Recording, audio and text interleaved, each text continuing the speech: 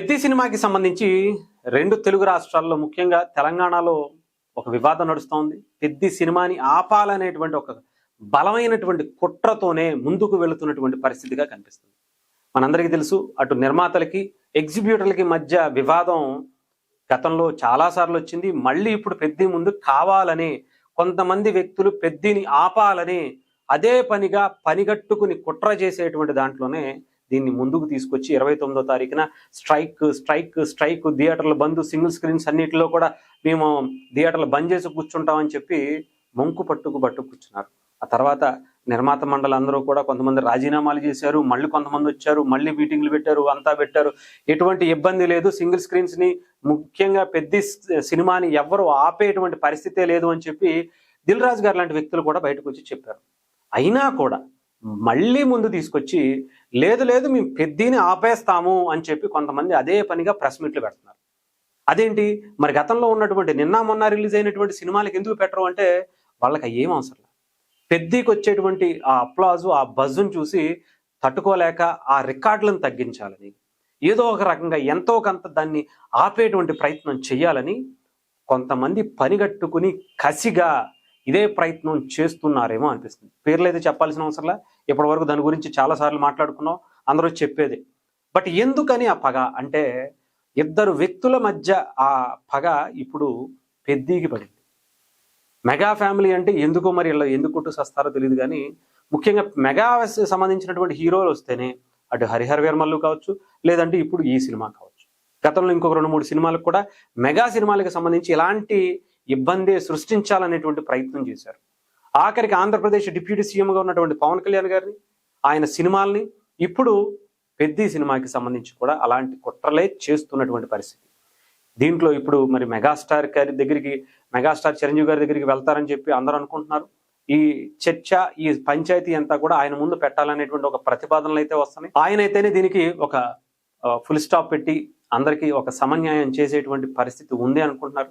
ఎందుకంటే ఎవరు అవునన్నా కాదన్నా సినిమా ఇండస్ట్రీకి మెగాస్టారే పెద్ద, ఆయనే పెద్ద దిక్కు. అటు దాసన్ నారాయణరావు గారి తర్వాత ఆ స్థానంలో, ఆ స్థాయిలో చరిష్మా కావచ్చు, అందరినీ సమానంగా చూసేటువంటి వ్యక్తిత్వం కావచ్చు, అన్నీ కూడా మెగాస్టార్ చిరంజీవి గారికి మాత్రమే ఉన్నాయి. కాబట్టి ఏదైనా సరే అక్కడికి వెళ్ళే ఆగేటువంటి పరిస్థితులు ఉన్నాయి. మరి మెగాస్టార్ దీని మీద ఎలా స్పందిస్తారు, ఏం చేస్తారు, ఏంటి అనేదే ఈ 2 రోజుల్లో మనకైతే ఒక క్లారిటీ వచ్చేటువంటి అవకాశాలు ఉన్నాయి. పెద్ద సినిమాకి సంబంధించి మాత్రం ఈ ఎవరైతే థియేటర్ల యాజమాన్యాలకి సంబంధించి ఎగ్జిబ్యూటర్లు లేదంటే నిర్మాతలకి మధ్య ఉండేటువంటి వివాదాలు ఏవైతే ఉన్నాయో కావాలనే థియేటర్ యాజమాన్యాలని, ముఖ్యంగా సింగిల్ థియేటర్ యాజమాన్యాలని బెదిరించి మరి మీరు ఈ సినిమాని కనుక మీ దాంట్లో వేస్తే తర్వాత వచ్చేటువంటి ఏ సినిమా కూడా మేము ఇవ్వము అనేటువంటి బెదిరింపులు కూడా చేస్తున్నారట. మరి అదేంటో అర్థం అవ్వట్లేదు, ఎందుకనో అంత పగ నాకైతే తెలియట్లేదు. ఎందుకంటే ఇప్పటి వరకు తెలుగు సినిమా ఇండస్ట్రీకి ఈ సంవత్సరంలో వచ్చింది ఒకటే ఒక హిట్, మహా అయితే ఇంకొక హిట్ యావరేజ్గా కొంచెం నిర్మాతలు నష్టం లేకుండా సంక్రాంతికి వచ్చినటువంటి 2-3 సినిమాలు మాత్రం చాలా గట్టిగానే అందుకున్నాయి. ముఖ్యంగా చిరంజీవి గారి మనశంకర వరప్రసాద్ ఒక రేంజ్లో హిట్ అయింది, దాదాపు 400 కోట్లతో తెలుగు సినిమా ఇండస్ట్రీకి కళ తీసుకొచ్చింది. మళ్ళీ ఆ తర్వాత ఇప్పటి వరకు ఒక్క సరైన హిట్ కూడా లేదు. థియేటర్కి వచ్చి సినిమా చూద్దాం అనుకునే వాళ్ళకి సరైన సినిమానే కనిపించాల. అలాంటి హోప్స్ అన్నీ కూడా ఇప్పుడు పెద్ద మీద కనపడుతున్నాయి.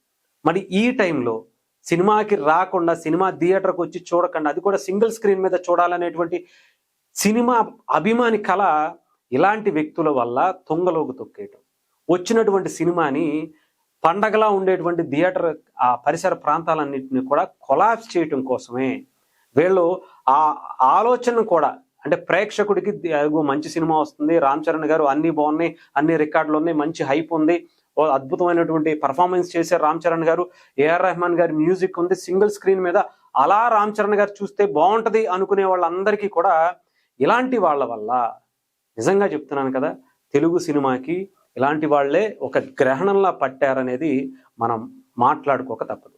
ఏదేమైనా సరే చూద్దాం, సింగిల్ స్క్రీన్లో ముఖ్యంగా తెలంగాణకి సంబంధించినటువంటి సింగిల్ స్క్రీన్స్లో పెద్ద సినిమా రిలీజ్ అవుతుందా, అది కూడా చిరంజీవి గారి జోక్యంతో ముందుకు వెళ్ళేటువంటి పరిస్థితి ఉంటుందా చూడాలి.